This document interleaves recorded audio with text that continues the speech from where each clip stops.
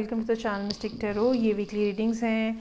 27 नवंबर से नया हफ्ता स्टार्ट हो रहा है। उस दौरान air sign, Gemini, Libra, Aquarius के लिए हम देखेंगे क्या सिचुएशन है। ये तमाम रीडिंग्स जो हैं ये जनरल होती हैं। 7 कार्ड स्प्रेड होता है। डेली रीडिंग के तौर पे आप इसको देख सकते हैं। पर्सनल रीडिंग के लिए पर्सनली मुझे रब्ता कर सकते हैं। रीडिंग को लाइक करना, चैनल को सब्सक्राइब करना मत भूलिएगा। देखते हैं कि जेमिनी लोगों के लिए क्या सिचुएशन है। अच्छा, मंडे का दिन काफ़ी बिज़ी रहेगा।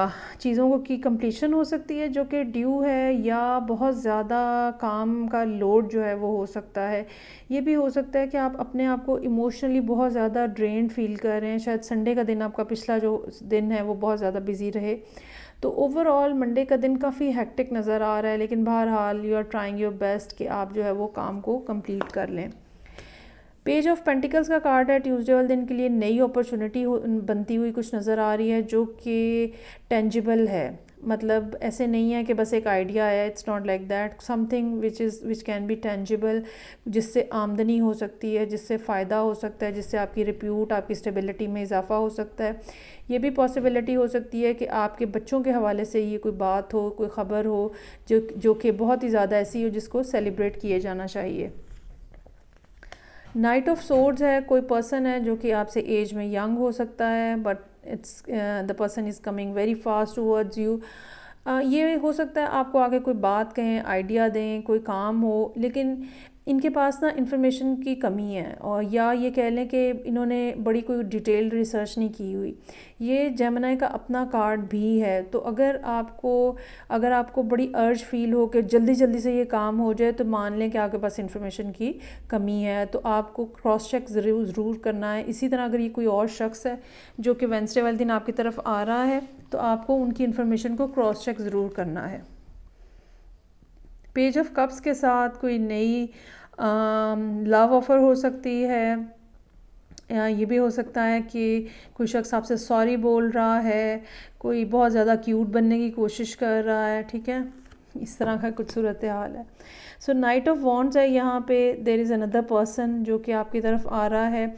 ये पर्सन जो है रिलेटिवली काम है as compare to this person, लेकिन ये भी कोई बहुत ज़्यादा स्टे करने वाले नहीं होते। इनको भी हर काम को निपटाने की बड़ी जल्दी होती है। ठीक है, फिज़िकली बहुत एक्टिव होते हैं, आइडियाज़ बहुत अच्छे होते हैं, लेकिन क्या है कि इनका मूड बहुत जल्दी बदल जाता है, बोर हो जाते हैं बहुत जल्दी। अगर ये पर्सन रिलेशनशिप के हवाले से आ रहा है, तो जब तक आप 4-6 महीने इनको देख ना लें, इनको यस मत बोलिएगा, ताकि अगर इन्होंने वापस जाना है तो चुप करके वापस खुद ही चले जाएं, आप डिस्टर्ब ना हो।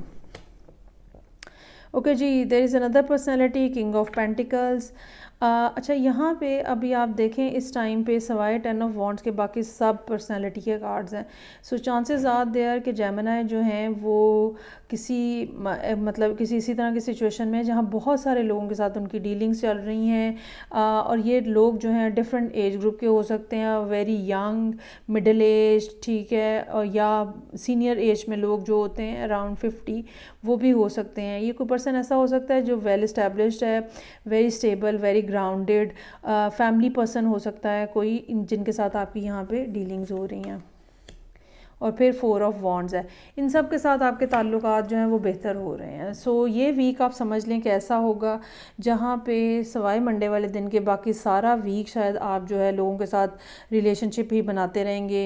Relationship not in the romantic sense, इसमें कोई बहुत ज़्यादा रोमांस नज़र नहीं आ रहा, लेकिन ये कि जैसे बहुत सारे लोगों से मुलाकात होती है, सोशल नेटवर्किंग बहुत ज़्यादा बढ़ती है, बहुत से लोगों से ताल्लुकात डेवलप होते हैं, जो कि इवेंचुअली आपको प्रोग्रेशन की तरफ लेके जाते हैं। आगे बढ़ते हैं। नेक्स्ट साइन है लिब्रा। लिब्रा के लिए नवंबर के एंड डेज़ जो हैं वो आखिरी दिन है जो कि मुश्किलात लिए हुए हैं। जैसे ही दिसंबर शुरू होगा, आपकी सिचुएशन में काफ़ी ईज़ आउट होने का चांस है, स्पेशली अगर आप लिब्रा राइजिंग हैं। ओके जी, वही बात है जो मैं कह रही थी। व्हील का कार्ड है, यानी कि जितनी ज़्यादा सिचुएशन पिछले 1-1.5 महीने से स्टक थी, आपकी पर्सनल लाइफ, आपकी प्रोफेशनल लाइफ, आपकी रोमांटिक लाइफ, वो अब जो है Aahista Aahista start spinning, movement शुरू हो गई है। आहिस्ता आहिस्ता चीज़ें जो हैं वो बेहतरी की तरफ जाएंगी अब। और आप अगर किसी जगह पे अपने आप को बहुत लो फील करते थे तो आहिस्ता आहिस्ता आप वो रिकवर करना शुरू हो जाएंगे। 4 ऑफ वॉन्ड्स है यहाँ पे, ट्यूसडे वाले दिन के लिए कार्ड है। फैमिली के हवाले से कोई गैदरिंग हो सकती है, हो सकता है किसी की शादी पे, बर्थडे पार्टी पे, गेट टुगेदर पे आप जाना हो, या वैसे ओवरऑल आप इस दिन बहुत ज़्यादा खुशी महसूस कर रहे हों। उसकी रीज़न जो है वो व्हील की मौजूदगी हो सकती है कि कोई ना कोई एक्साइटिंग न्यूज़ हो सकती है जो कि आपको मिली है। अच्छा, आप काफ़ी तेज़ी से चीज़ों को अचीव करना चाह रहे हैं नाइट ऑफ सोर्ड्स के साथ, लेकिन किसी एक बात को पकड़ के उसके पीछे भागना नहीं चाहिए जब तक आपको पूरी हकीकत का अंदाज़ा ना हो जाए। ये इसमें थोड़ी ज़रा एहतियात करने की ज़रूरत होगी।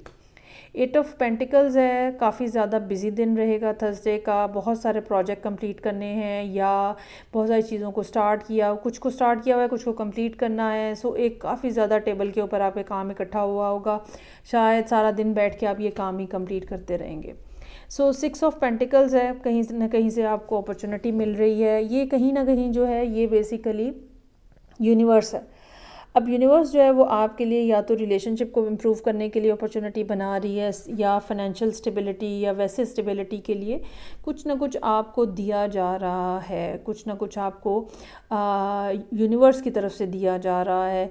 और देने वाली जो पर्सनालिटी है वो कोई मतलब किसी को भी फ्रंट एंड के तौर पे, फ्रंट मैन के तौर पे किसी को भी यूनिवर्स यूज़ कर रही है, लेकिन आपको चीज़ें जो हैं वो मिल रही हैं, आपको सपोर्ट मिल रही है।